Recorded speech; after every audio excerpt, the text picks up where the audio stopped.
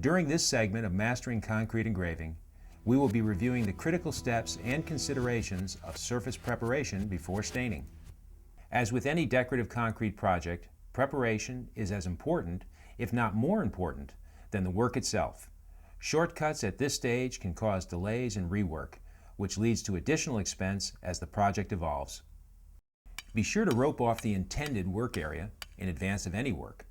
It will alert others to the presence of slip and trip hazards. You will also want to make sure the work area does not take on any new contaminants from foot traffic during the surface preparation process. It is important to note that any concrete to be stained and sealed must cure for 30 days prior to starting the project. Rushing a project before the concrete cures can result in stain and clear coat failures. It is also important to note that advanced project planning is another key component of the process.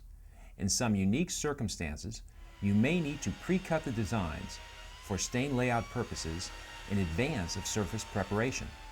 This applies particularly for color separations in circular brick cuts and other specific designs.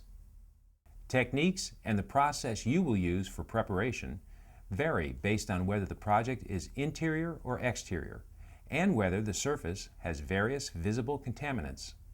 As you evaluate an area to be stained and later engraved, we suggest you evaluate the surface and identify items that will need special attention, such as sealed areas, paint, oil spots, lumber crayon, carpet glue, mastic, or tack strips. The presence of each and any of these contaminants will dictate the process, products, and methods you use to clean the surface before staining. We recommend that you have the following tools and supplies on hand when you clean an interior floor project. Floor machine with black pad and sanding screens. Wet vac. Look for a model that pumps wastewater while vacuuming. Sanding sponges. Concrete resurrection degreaser, cure and seal stripper, paint stripper, and adhesive remover. Floor scraper, razor scraper, mop and bucket, and margin trowel. It is important to remember that the goal is not only to clean, but to open the surface of the floor so that a stain can penetrate. Cleaning an interior floor with minimal surface contaminant is easy. After wetting the surface, scrub the floor with a black pad or sanding screen.